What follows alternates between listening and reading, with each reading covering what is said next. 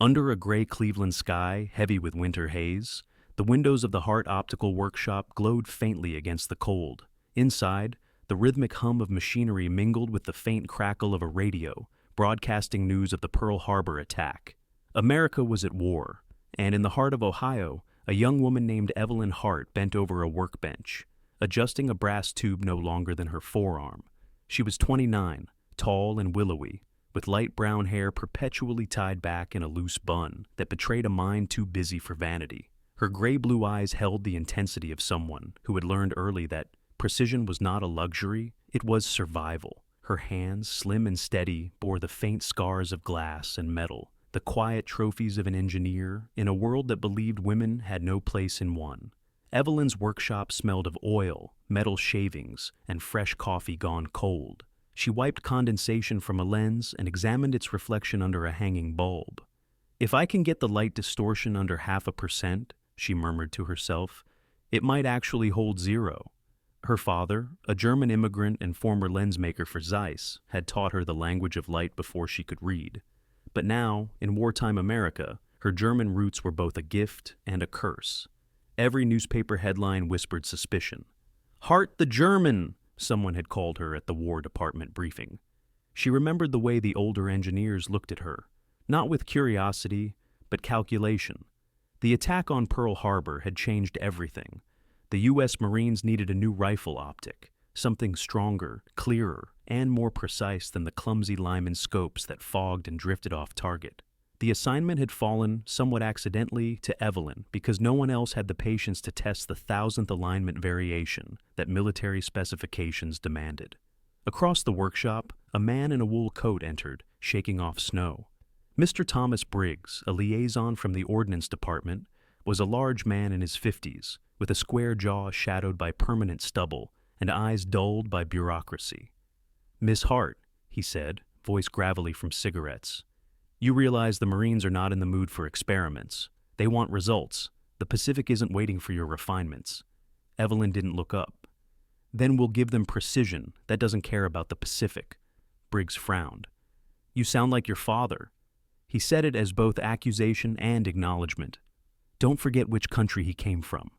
Evelyn's lips tightened, but she said nothing. Her father had died 2 years earlier, a heart attack in the same workshop. His grave, unmarked by nationality, rested under an oak tree behind her home. The radio hissed. A new bulletin announced the sinking of another destroyer near the Philippines. Briggs sighed and rubbed his temples. "Captain Julia Stone will be here by morning. She's the Marine in charge of testing your toy. Don't give her a reason to call it delicate." When he left, Evelyn exhaled slowly. Her heart ached with a quiet determination. "They think I'm delicate too," she thought. "Let's prove them wrong." The next morning, snow covered the streets like a burial cloth. The arrival of Captain Julia Stone shattered the monotony of the gray morning. She stepped into the workshop with the confidence of someone used to command. She was in her mid-30s, medium height but broad-shouldered, her uniform sharp and spotless despite the long train ride from Quantico. Her hair was cut short, black as coal, and her eyes, green, direct, assessing, moved across the room like a marksman scanning a field. "Your Hart," she said, extending a gloved hand. Her handshake was firm, military, not unkind. "Captain Julia Stone, U.S. Marine Corps. I'm told you've built something that can make my shooters see through rain." Evelyn smiled faintly. "If they clean the lenses and follow the instructions." "They don't read instructions," Julia replied dryly. "They read targets." The two women stood in silence for a moment, measuring each other. Julia noticed the faint tremor in Evelyn's fingers, not from fear, but exhaustion. "How long have you been at this?" 36 hours, Evelyn admitted. "If I stop, I'll lose the alignment calibration." "Then don't stop," Julia said simply, removing her gloves. "Show me what it can do." The demonstration took place in the courtyard behind the workshop. A snow-covered field stretched beyond the fence, dotted with tin targets at varying distances. Evelyn attached her creation, the Hart Mk.2 scope, to a Springfield M1903A1 rifle mounted on a test stand. The scope gleamed under the weak winter sun, its brass and steel shining like a promise. 8-power magnification, Evelyn explained, with a 1.5-inch objective lens. The light gathering capacity is nearly double that of the Army's standard issue. Julia leaned close, peering through the glass. "It's clear," she murmured, surprise flickering in her eyes. "Clear enough to see my breath hit the target." Evelyn allowed herself a small smile. "It's designed to see truth, Captain, even through chaos." For an hour they tested it. Julia, accustomed to battlefield conditions, fired shot after shot until the rifle's barrel steamed in the cold. Each bullet struck within a circle no larger than a silver dollar at 600 yards. She looked up, her face half hidden behind a cloud of breath. "You built a miracle." Evelyn shook her head. "I built discipline." When the final report went to Washington, Julia wrote one line that mattered more than any technical data. "Under field conditions, the Hart Mk.2 outperforms all current optical systems. Recommend further testing and limited deployment." But not everyone shared her enthusiasm. In a mahogany-paneled meeting room at the Ordnance Bureau, the gray-suited men of authority examined her report like a legal threat. One, Colonel Raymond Sterling, a man whose chest glittered with medals and whose voice carried the arrogance of certainty, slammed the folder shut. "A woman-built scope, tested by another woman? The press will have a field day if it fails." Julia's jaw tightened. "With respect, Colonel, it won't fail if they maintain it properly." Sterling's smirk was thin. "And when it does, you'll both be the headline. Lady engineers send Marines to die." Evelyn wasn't in the room to hear those words, but she felt them across the miles when her next shipment order was delayed, pending review. That night, alone in the workshop, she stood by the window watching the snow fall.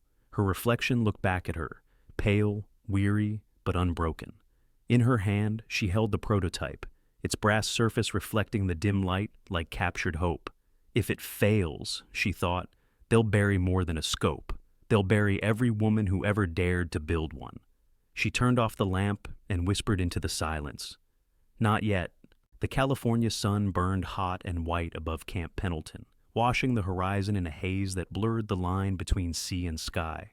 The training range sprawled across dry hills dotted with scrub oak and dust, the air trembling with the scent of gunpowder and salt.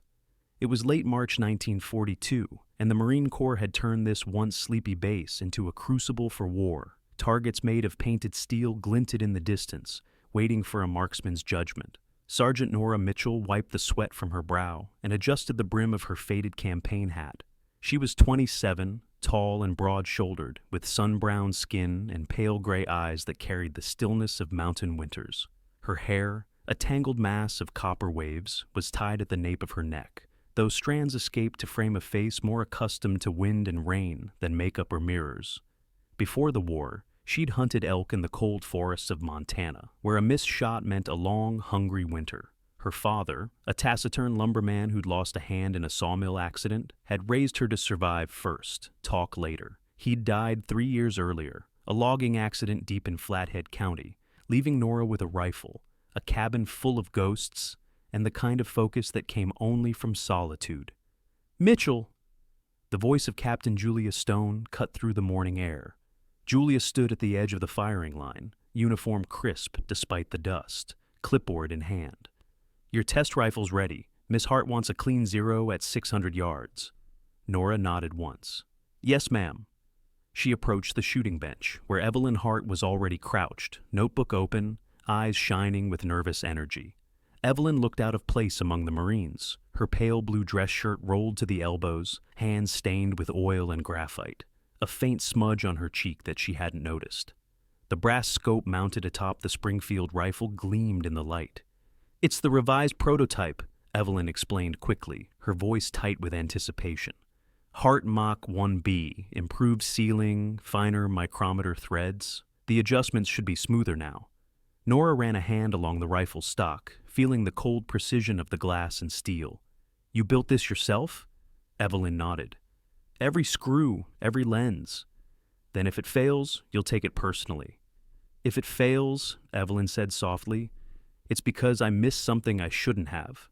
Nora smiled faintly. "That's how hunting works too." She settled behind the rifle, aligning the crosshairs with a distant target. Her breathing slowed, the world narrowed to heartbeat, trigger, and distance. The first shot cracked across the valley. Metal rang, a sharp report followed by a puff of dust behind the target. Evelyn's pencil stilled. 900 yards, Julia murmured. That's impossible accuracy. Nora fired again, adjusting the elevation knob with the delicacy of someone tuning a violin. Another hit, then another. By the 10th shot, the grouping was no larger than a teacup. The men who had gathered to watch, technicians, range officers, a few skeptical corporals, stood silent. One of them, Corporal Dean Lewis, a wiry southerner with a mischievous grin, broke the quiet. "Well, I'll be damned. Guess the Lady Glass works after all." "It's not glass," Evelyn corrected, eyes still on her notes. "It's precision." That afternoon, Evelyn and Nora sat on the tailgate of a supply truck overlooking the range. The air had cooled, and the Pacific wind carried the faint sound of gulls. Nora handed her a canteen. "You ever shoot?" "Only with equations," Evelyn said. "I wouldn't know which end to hold." Nora chuckled, a low, easy sound. "You're braver than you look, working with this lot." "I'm not brave," Evelyn replied, twisting the cap of the canteen. "Just stubborn." "Same thing most days." They shared a smile, the kind of wordless understanding that forms when two people realize they're fighting the same quiet battle. Over the next weeks, as reports of their success reached higher command, the Hart Mk.2 scopes were approved for field testing in the Pacific. Evelyn was assigned to accompany a small Marine detachment to observe the equipment under combat conditions. Nora volunteered immediately. "If we're going to test it," she told Julia, "I want to see it tested right." "You'll regret that when you're neck-deep in jungle mud," Julia warned. "Ma'am," Nora said with a grin, "I've been in worse." By June 1944, they were on a transport ship bound for the Marshall Islands, a humid chain of coral atolls shimmering under a pitiless sun. The air there was thick, tasting of salt and rust. When they arrived at Majuro, the humidity hit like a wall. Evelyn's hair clung to her forehead, her clothes damp within minutes. The rifles still in crates began to sweat before they were even unpacked. "It's like shooting inside a steam engine," Nora muttered as she inspected the weapons. "Salt gets into everything." The test began under difficult conditions. The first few days, the scopes performed flawlessly, slicing through the heat haze with crystalline clarity. Marines trained with growing confidence, their targets falling in neat clusters even at long range. Evelyn wrote in her logbook, "Performance optimal, no fogging, precision maintained." But by the second week, she began to notice tiny irregularities. Adjustment knobs that once turned smoothly now resisted. A faint fogging appeared on the inner lens of one scope, like breath on glass. Nora frowned as she tried to adjust her rifle's 0-1 afternoon. "Feels gritty," she said, twisting the knob, "like sand inside." Evelyn took the weapon and examined it. Salt crystals clung to the screw threads, glittering under the sunlight. "The sealing compound is breaking down," she whispered. "The humidity's too high." "Can you fix it?" "Not here. Not without tools I don't have." On the 5th day of combat deployment, disaster struck. A Marine platoon using Hart scopes was tasked with covering a beach landing on the island of Kwajalein. The morning was choked with mist and gunfire. Nora, acting as forward sniper, called targets for the advancing troops. But when she tried to adjust her elevation knob, it locked halfway, frozen with corrosion. "It's stuck!" she hissed. "Scopes jammed." Moments later, enemy fire erupted from a concealed bunker the Marines had failed to spot. The supporting sniper fire faltered. Shots went high, wild. Within minutes, several Marines were down. The radio crackled with confusion. Nora slammed the rifle against the ground, rage and disbelief mixing in her chest. She'd trusted the glass. She'd trusted Evelyn. That night, under the flickering light of a tent lamp, Julia read the casualty report in silence. Evelyn stood across from her, pale, her hands trembling. "It was the humidity," she said. "I didn't anticipate—" "Save it," Julia snapped. "You should have. That's what they'll say." And they did. Within days, orders came from Washington. The Hart Scope program was suspended pending investigation. Evelyn was sent home on the next ship, stripped of authority, her notebooks confiscated. On the deck, as they sailed away, she stood beside the railing, the ocean stretching endless and merciless beneath her. The salt wind stung her eyes. She thought of Nora still out there, her rifle silent, the scope corroded like a promise gone bad. They'll say I failed them, she thought. Maybe they're right. When the ship disappeared into the horizon, the Pacific swallowed not just metal and glass, but belief. Rain clung to the windows of the narrow workshop on the outskirts of Pittsburgh, a steady rhythmic tapping that blurred the lights of the city into watery ghosts. The air inside smelled of oil, brass, and loneliness. A single lamp burned on the workbench, its yellow glow catching dust motes that hung motionless like suspended time. Evelyn Hart sat hunched over a disassembled rifle scope, her fingers stained with graphite, her pale face drawn and sleepless. She had been home for 3 months, but sleep had not followed her back from the Pacific. Every night she replayed the moment the radio crackled from Kwajalein, the screams, the static, the word failure whispered through the noise. It didn't matter that the war went on. For her, it had stopped right there, in the humidity and salt and silence of a jammed adjustment knob. Evelyn was 26, but looked older now.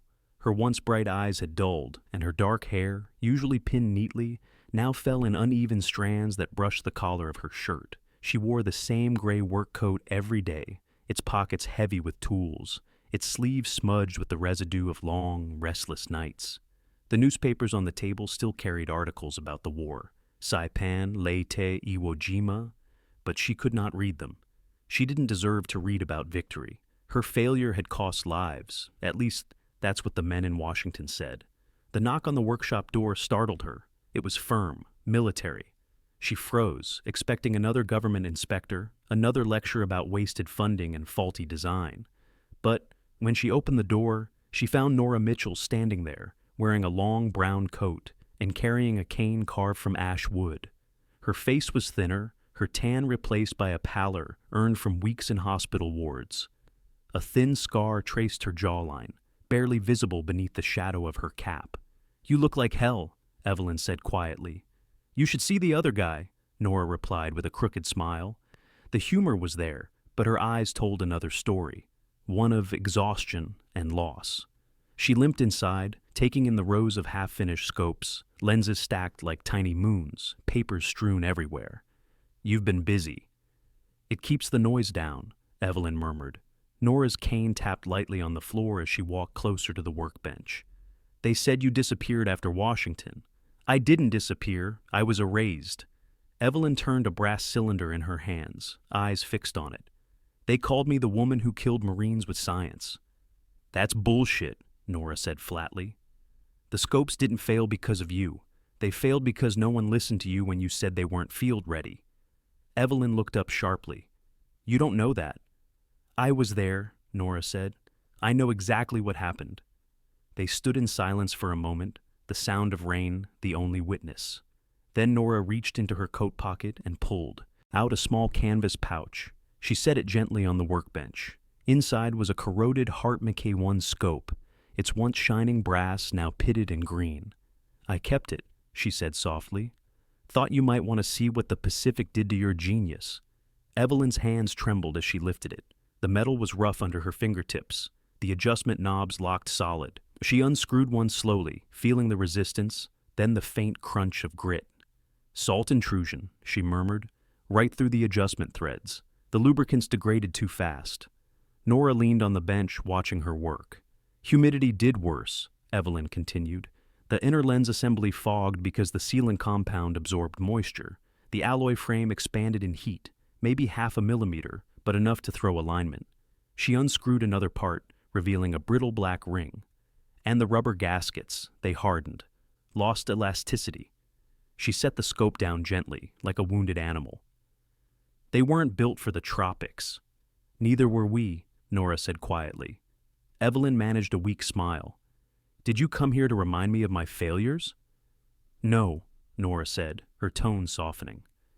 "I came to remind you that they're fixable." Evelyn hesitated, then gestured toward a cluttered drafting table at the back of the workshop. Blueprints covered every inch of it, circles and cross-sections, annotations in tiny handwriting. "I started redesigning it," she admitted. "New sealing system, dual compression rings instead of one, double lens spacing for thermal expansion, and an anti-fog insert, a desiccant chamber." She held up a small ring-shaped component, no larger than a coin. This will stop moisture before it even touches the glass. Nora raised an eyebrow. You're still fighting the same war. No, Evelyn said. I'm trying to win it this time. As night deepened, the two women worked side by side, just like before Camp Pendleton. The rain grew heavier, drumming against the roof, and the workshop filled with the sound of metal on metal, of tools and whispered calculations. Occasionally, Evelyn caught herself studying Nora's hands, steady, scarred, patient, and wondered how many lives those hands had taken, how many they had saved. She wanted to ask, but didn't. Some things didn't need words. Hours passed. They tested sealants under heat lamps, submerged small lens assemblies in saltwater baths, and recorded every result in Evelyn's precise handwriting. Failure after failure piled up. But for the first time since Kwajalein, Evelyn didn't feel alone. When they paused to rest, Nora found an old record player on a shelf and brushed the dust from its surface. You still listen to this junk? She asked, holding up a Glenn Miller record. Evelyn shrugged. It keeps me from thinking.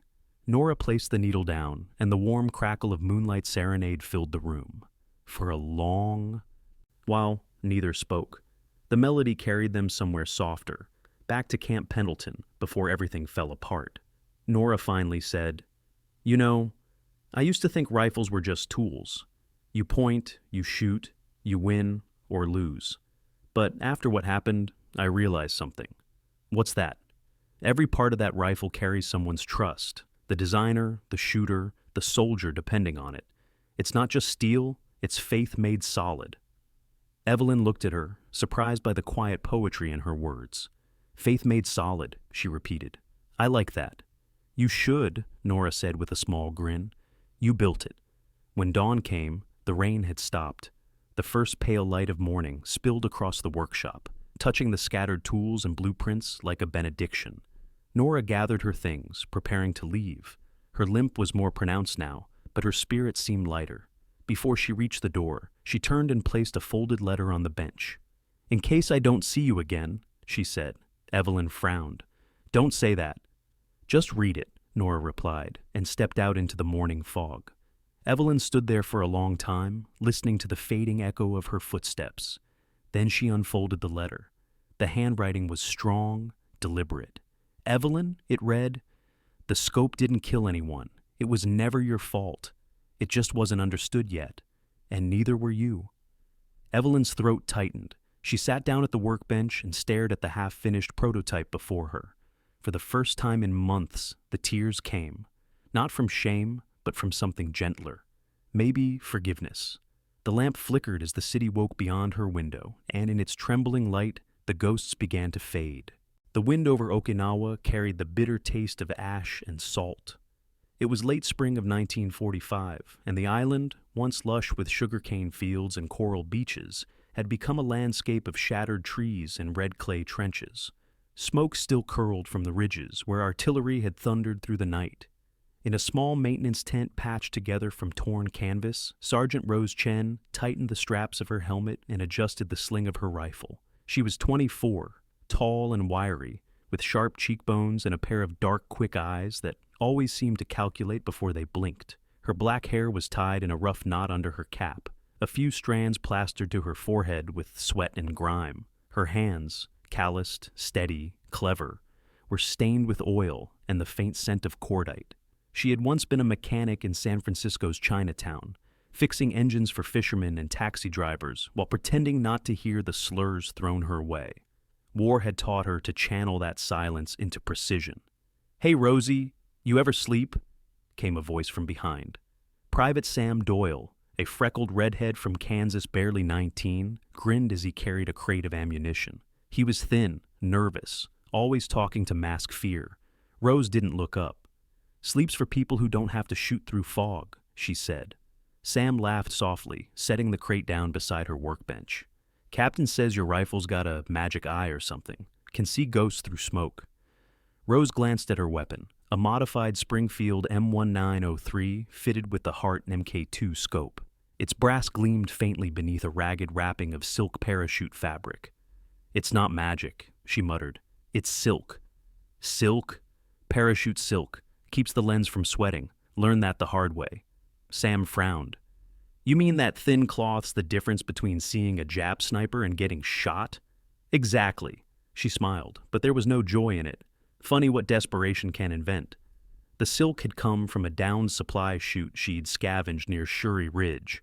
One night, while wiping condensation from her scope for the 100th time, she had wrapped it absent-mindedly with the fabric to stop the lens from fogging. The next morning, the glass stayed clear despite the damp. It was a fluke born of exhaustion, but it worked, and in war, working once was enough to change everything. By the end of that week, Rose had killed 20 enemy snipers from distances no one believed possible, some nearly 1,000 yards away. Her squad whispered her name like a charm, the Silk Ghost, but each kill left a mark inside her, a quiet weight pressing on her chest. Every time her fingers squeezed the trigger, she thought of her father, a tailor in Guangdong, who used to say, "Cloth remembers the hands that shaped it." She wondered if steel did too.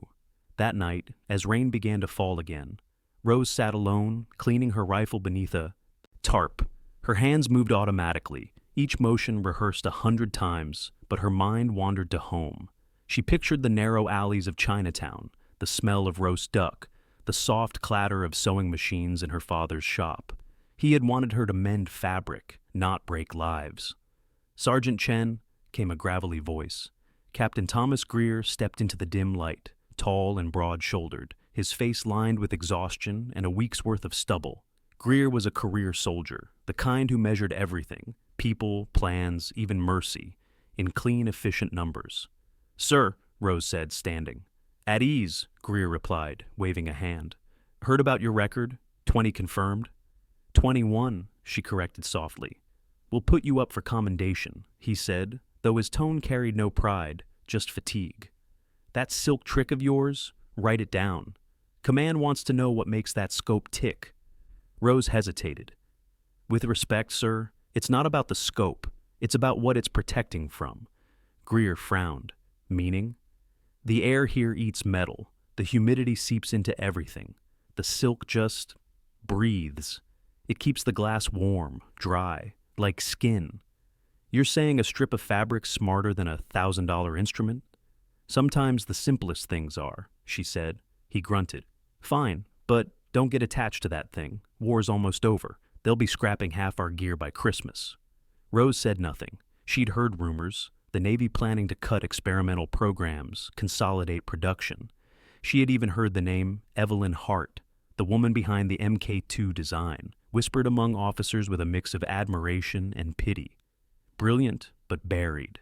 That night, Rose wrote a report detailing her modification, careful sketches and measurements in her neat handwriting. She tucked it into an envelope marked Technical Observation, Hart Mk.2 Field Use, and handed it to a courier bound for the mainland. She didn't know that envelope would land on Evelyn's desk weeks later, or that the note inside, simple, direct, factual, would make the older woman's heart race for the first time in years. Evelyn, now serving as a technical consultant for the Navy Ordnance Department, sat in a sterile Washington office when the report arrived. The building smelled of ink, cigarettes, and bureaucracy. The war was dragging toward its bloody conclusion, and people around her were already talking about peace, about budgets, demobilization, and surplus disposal. But when she read Rose Chen's field notes, her pulse quickened. Silk covering prevented condensation even in 98% humidity. Lens clarity maintained for 72 hours continuous operation. Evelyn exhaled sharply. "She did it," she whispered. "She actually solved it." Her assistant, Lieutenant Harold Monroe, a thin man with glasses and the perpetually anxious air of someone who feared mistakes, looked up from his papers. "Ma'am?" "This soldier, Sergeant Rose Chen, she figured out what I couldn't." Monroe adjusted his spectacles. "The program's terminated, ma'am, official as of last week." Evelyn's jaw tightened. "Then we're terminating the future, Lieutenant." But orders were orders. Within days, the final directive arrived. All experimental optical equipment to be decommissioned and stored. Evelyn watched in silence as men packed the remaining Hart Mk.2 scopes into oiled wooden crates. Each one was sealed with thick wax and stenciled with the words, "Property of U.S. Navy, Inactive Inventory." The hammer strikes echoed through the warehouse like nails in a coffin. She ran a hand over one crate, feeling the rough grain of the wood beneath her fingertips. "We were so close," she murmured. In her mind, she could see Rose Chen on some rain-soaked hill, eyes steady behind a scope wrapped in silk, proving that the impossible could be done. It wasn't failure anymore. It was simply unfinished. Evelyn turned to Monroe and said, "File her report under pending research. Someday someone will need to remember how it worked." Monroe nodded hesitantly. Outside, a transport truck's engine roared to life. As it rolled away carrying the sealed crates toward storage, Evelyn stood motionless under the fading light of the warehouse windows. Dust swirled through the beams like drifting ghosts, and she thought, not for the first time, that invention was just another form of hope, and hope too could be buried. A thin frost covered the windows of a small brick workshop on the outskirts of Cleveland. The morning light cut through the haze of sawdust and metal filings, glinting off rows of glass lenses stacked neatly on a scarred oak table. Inside, Evelyn Hart, now in her early 50s, adjusted the brass fittings of a children's telescope with trembling hands. Her hair, once chestnut brown, had turned silver at the temples, but her eyes, sharp, gray-blue and searching, retained the same brilliance that had once challenged generals and engineers alike. She wore a wool cardigan patched at the elbows and a pair of worn leather gloves to steady her shaking fingers. Each tremor reminded her how time had quietly stolen her precision, but not her purpose. "You still build those for the schools, Miss Hart?" asked Daniel Price, a postman in his 30s with a warm smile and tired posture. He was tall and broad-shouldered, with the quiet demeanor of someone who'd seen war and preferred silence to storytelling. A faint scar traced his jawline, Okinawa, though he never spoke of it. Evelyn looked up, smiling faintly. "For whoever still wants to teach children to look up," she said. Daniel chuckled softly. "World's got enough people looking down lately." He set a small parcel on her counter, brass fittings and spare lenses she'd ordered. "Thank you, Daniel. You sure you don't need help with deliveries? Those crates are heavy." "I'm old, not helpless," she replied, though her voice carried no irritation. He nodded politely, stepping back into the cold, leaving her alone with her tools, her silence, and her ghosts. The radio on her shelf crackled with static before the voice of a news announcer filled the room. "Reports continue from the Korean Peninsula. United Nations forces face heavy resistance near Pusan." Evelyn froze, the screwdriver slipping slightly in her grasp. The sound of that single word, snipers, made her heart stutter.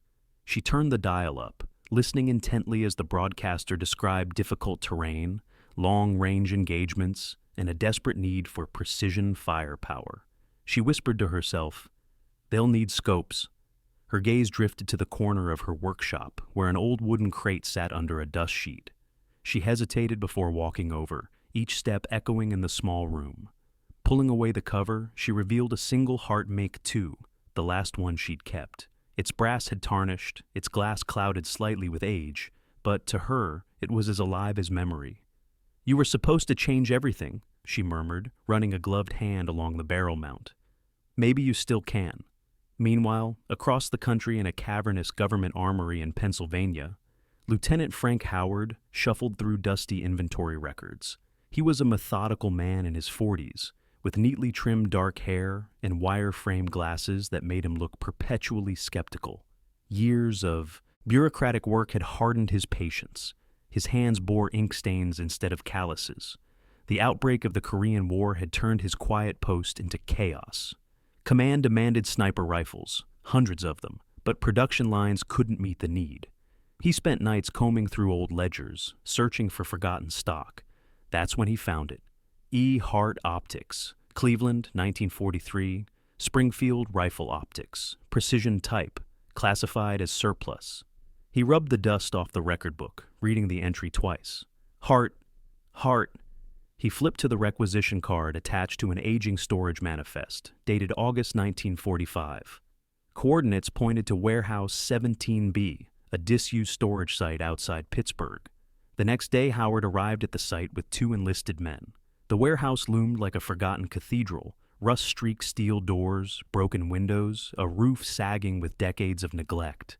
Inside, rows of crates stretched into the darkness, labeled with the ghosts of wars past. Ammunition, .30 caliber, signal flares, rifle optics, experimental. One soldier, Corporal Jenkins, a wiry young man with a nervous habit of chewing gum, pried open a crate marked U.S. Navy, inactive inventory. Inside, nested in oilcloth, were gleaming tubes of glass and brass, pristine despite the years. Jenkins whistled. "Sir, these things look brand new." Howard knelt, wiping the grime away from one scope. The engraving read clearly, Hart Mk.2, E. Hart Optics, Cleveland, Ohio. He exhaled slowly. "Well, I'll be damned." Jenkins tilted his head. "Who's Hart, sir?" "Someone who might have been 20 years ahead of her time," Howard replied. He ran a thumb over the etching, feeling the craftsmanship, the fine knurling of the micrometer knobs, the precision alignment of the reticle. "Get these cleaned and tested. We may have just struck gold."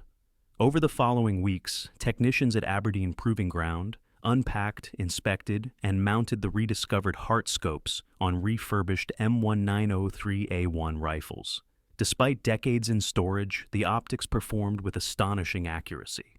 "Still holds zero at 800 yards, one tester reported. Whoever made this knew what they were doing. The name E. Hart began appearing on requisition forms, technical briefings, and whispered conversations among ordnance officers who wondered aloud why no one had ever heard of the designer. One chilly January morning, Evelyn received a letter stamped with the insignia of the U.S. Army Ordnance Corps. Her hands trembled as she opened it. The message was brief. "Requesting contact regarding your prior optical designs for immediate military evaluation. Please confirm availability for consultation." She sat back in her chair, stunned. After all the years of silence, after the humiliation, after watching her life's work boxed and forgotten, her name was on paper again. But instead of triumph, she felt a strange weight pressing on her chest. "They only remember when they're desperate," she whispered. That night, unable to sleep, Evelyn walked through her workshop. The shelves lined with telescopes for children suddenly looked small, fragile, insignificant beside the thought of war returning. She caught her reflection in the window, older, softer, but still burning with the same relentless curiosity. "If they call again," she told herself softly, "this time I'll make it right." Outside, snow began to fall over Cleveland, blanketing the streets in white silence. In some forgotten warehouse in Pennsylvania, soldiers polished her scopes under fluorescent light, preparing them for shipment to the front. The name E. Hart Optics was stamped again in fresh ink on military reports, just as it had been 7 years earlier, but this time it carried the weight of redemption.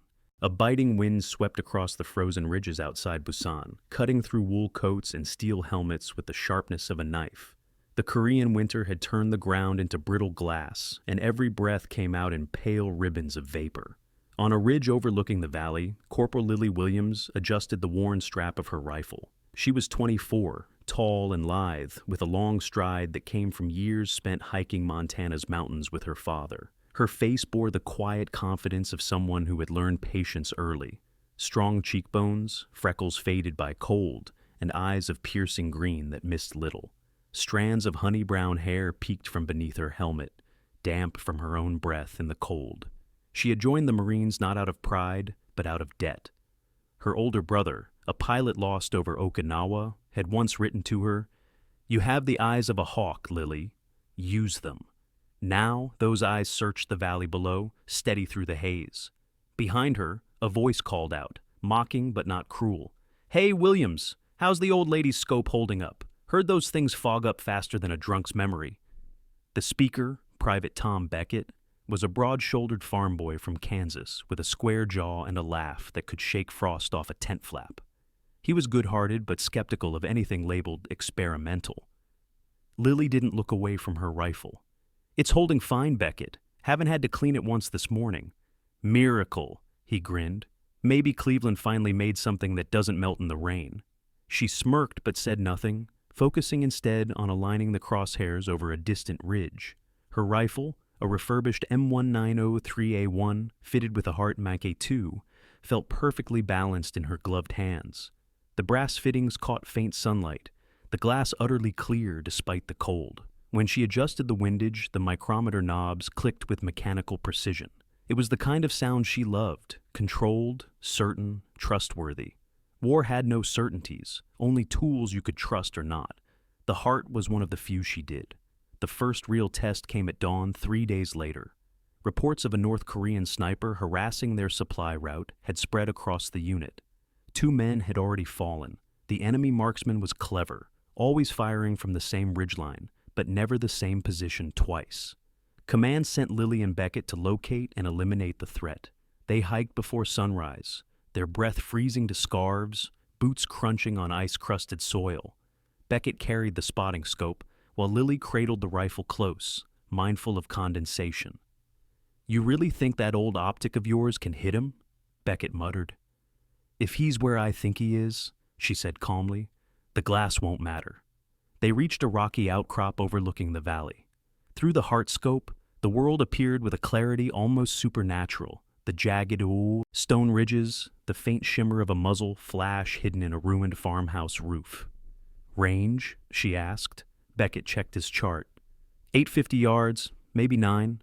She adjusted the elevation dial, steady hands despite the wind. Then she waited. Her breath slowed. Time stretched thin. The sniper fired again. A glint of light, a puff of smoke. Lily exhaled and squeezed the trigger. The shot cracked across the valley, echoing against frozen hills. Beckett blinked. "You hit him!" Lily didn't smile. She simply nodded once and whispered, "He made the mistake of breathing." Word of her precision spread quickly through the company. Some called her the Frost Hawk. Others still joked about the old lady's miracle scope, but fewer did so aloud. Within 2 weeks, she had 12 confirmed kills, all beyond 800 yards. Her most remarkable shot came near Seoul in late February. The morning fog rolled low across the river, the city's ruins half swallowed by mist. A Chinese sniper had been pinning down their advance for 2 days, his bullets tearing through sandbags and supply lines from nearly a mile away. The air was still, the sky leaden. Lily lay prone on a concrete embankment, her cheek against the frozen metal of the rifle. 1,000, maybe 1,100, whispered Lieutenant Carter, her spotter that day. Carter was a calm, deliberate man in his 30s, with dark hair cropped short and a faint scar along his brow, a legacy from an ambush near Incheon. He had a soldier's pragmatism and a teacher's patience. "You sure you can even see him in that fog?" "I don't see him," Lily replied softly. "I see the shadow of where he'll breathe." She waited, eyes locked through the scope. The Hart's lens cut through mist, like glass through water, revealing subtle movements the naked eye could never catch. A ripple of vapor near the window, a tremor of reflected light. She adjusted her aim, 2 clicks left for crosswind, 3 up for drop. Then silence. Then fire. The recoil kicked against her shoulder. A half-second later, a black silhouette in the fog slumped forward and vanished. Carter exhaled in disbelief. "Jesus, Williams, that was 1150 if it was an inch." "Mark it," she said simply. The photojournalist attached to their unit, Sarah Keene, had captured the moment, Lily prone, eyes behind the long, glinting Hart scope, breath fogging before her face. Sarah was a short, wiry woman in her late 20s, freckles and amber hair tucked beneath a knit cap. Her courage matched any soldier's. She carried her camera closer than most men carried rifles. The photograph would soon appear on the cover of Life magazine, under the caption, "Precision Reborn." Back at camp that night, Lily sat by the fire cleaning her rifle. The others celebrated loudly nearby, laughter and harmonicas rising against the bitter air. She worked in silence, the motions of cleaning calming her, ritualistic. Lieutenant Carter approached, handing her a tin cup of coffee. "They're talking about sending that picture home," he said. "You're famous?" Lily gave a small smile. "I'd rather stay anonymous. Fame makes a poor shield." "Still," he said, "Evelyn Hart would have liked to see it." The name caught her attention. "You know her?" "Not personally, but I saw her name on the scope's patent. She was ahead of her time. Maybe you two have that in common." Lily looked down at the brass engraving near the mount. E. Hart Optics, Cleveland, 1943. She traced the letters with her thumb. Somewhere far away, perhaps the woman who made this was listening to the same cold wind, wondering if her creation had found purpose again. "If she knew," Lily murmured, "maybe she'd believe none of it was in vain." That night, as the wind howled through the empty hills, Lily lay in her foxhole staring at the stars. Her thoughts drifted between the faces of those she'd lost and the strange, fragile beauty of precision, the way one clean shot could change everything. She closed her eyes, hearing the faint metallic click of the Hart scope cooling beside her, the sound as familiar now as a heartbeat. The first snow of December drifted down over Cleveland, soft flakes glowing under the weak light of the street lamps. Inside a narrow brick townhouse on Ashbury Avenue, Evelyn Hart sat by her workbench, her hands trembling slightly as she polished the brass rim of a child's telescope. The room smelled faintly of oil, metal, and pine from the small Christmas tree in the corner. At 53, Evelyn had the look of someone who had spent her life peering through glass into distant worlds. Her silver hair gathered neatly at the nape of her neck, eyes still sharp but layered with quiet fatigue. Deep creases framed her mouth, the result of years spent biting back words rather than saying them aloud. She had long accepted her obscurity, her days of innovation buried under government archives and dust-covered military crates. Yet, that afternoon, the postman had knocked twice, a habit reserved for official mail. Evelyn's heart had paused in her chest when she saw the Marine Corps seal stamped in red wax across the envelope. She hesitated to open it, running her thumb across the rough paper, feeling the weight of 3 decades of history pressing against her pulse. When she finally slid it open, a single photograph slipped out and landed face up on her workbench. The image froze her breath. A young woman in combat gear lay prone in a field of frost, cheek pressed to a rifle fitted with a familiar long steel scope. The engraving was unmistakable. Hart Mk.2, 74. Evelyn's lips parted, trembling, as her eyes followed the note attached by a paperclip. "Ma'am, your sightline saved more lives than you'll ever know. CPLA Lily Williams, 1st Marine Division." She traced the words with her fingertips, her mind racing through the fog of memory. For a long time, she sat motionless, listening only to the soft tick of her clock and the distant sound of wind battering the window panes. Outside, a delivery truck passed, splashing through slush. Evelyn blinked and reached for her spectacles. She studied Lily's face, sharp-eyed, jaw set, the same defiant determination that Evelyn herself had once worn during late nights in the Cleveland optics lab. Lily's uniform bore streaks of mud and frost, but her expression carried the calm of someone who understood her purpose completely. It wasn't vanity or pride Evelyn felt. It was a complex mixture of awe, grief, and release. The scope had survived. The design she had thought cursed had not only endured, but had become a symbol of precision and resilience on the battlefield. "She looks so young," Evelyn murmured to herself, voice thin but steady. So sure. She leaned back in her chair, memories spilling through her mind like slides in an old projector. Nora's grin in the shooting range, Rose's quiet ingenuity on Okinawa. The echo of Captain Stone's voice warning her that failure would bury every woman in the field. As she stared at the letter again, she noticed faint pencil, marks on the back. A quick calculation, angles, wind correction, distance. Evelyn smiled faintly. Lily had scribbled firing data, likely for the shot that had made her famous. "You trusted the glass," Evelyn whispered, her throat tightening. She rose slowly, her knees stiff from years of cold and disuse, and walked toward the window. Snow was falling heavier now, the world outside reduced to shades of white and gray. On her sill sat a telescope, not military, but her personal creation, a small refractor she used to teach neighborhood children about the constellations. She had built it from spare parts of the Hart Mk.2 series, the same alignment rings, the same ground lenses. A knock came at the door, soft, uncertain. Evelyn hesitated before answering. On the other side stood a young postal clerk, barely 20, cheeks flushed red from the cold. "Mrs. Hart?" he asked, holding his hat against his chest. "Ma'am, I was told to make sure this reached you in person." He handed her a thin, official-looking document. Evelyn thanked him politely and closed the door, setting it beside the photograph. It was a declassification notice. At the top, in bold black type, it read, U.S. Marine Corps Sniper Equipment, Korean Conflict, Technical Report Addendum, 1951. Her hands trembled as she skimmed the lines. Scope, optical, Hart Mk.2. demonstrated consistent accuracy under cold weather operational conditions, previously recorded deficiencies unobserved, recommendation, further production if warranted.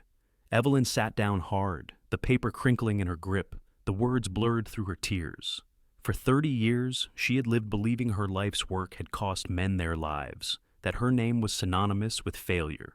Now, vindication arrived not with fanfare, but with the quiet dignity of proof that perseverance had meaning, that flawed beginnings did not define the ending.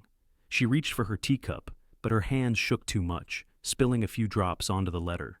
It didn't matter. "It took the right sky," she said softly, quoting something her father had once told her when she was a child building her first lenses. "Every star needs the right sky to shine." As evening deepened, Evelyn lit the small lamp by her desk. The brass telescope reflected the golden glow, warm and timeless. She adjusted the eyepiece, aligning it toward the darkening heavens. Outside, the snow had stopped, leaving the sky crystalline and vast.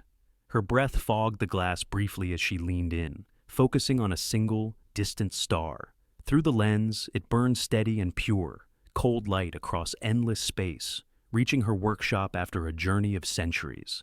In that moment, Evelyn imagined Lily out there somewhere, standing on frozen Korean soil, looking at the same star between missions. She pictured Nora smiling faintly, Rose wiping grease from her hands, Captain Stone watching with pride.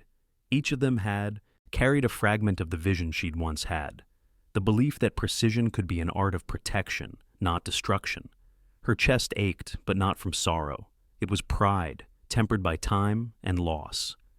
Evelyn reached for her journal, a worn leather-bound book filled with diagrams, formulas, and thoughts she'd never shown anyone.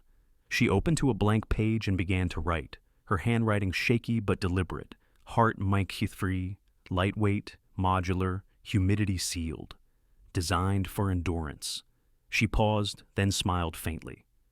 "One more lens," she whispered, "for the next sky." The pen hovered, then she added below, "Dedicated to CPL Lily Williams and all who trusted the glass." Outside, the wind stirred again, scattering powdery snow against the window. Evelyn looked up once more through the telescope, her reflection faint in the lens. Silver hair, lined face, eyes still bright with purpose. She adjusted the focus with slow precision until the star sharpened into perfect clarity. In its light, she saw not redemption, but continuity, the quiet understanding that truth, like light, always finds its way through darkness. And as the clock ticked softly behind her, Evelyn Hart, once the forgotten engineer of a failed design, smiled at the distant glow and whispered to the empty room, "We made it, didn't we?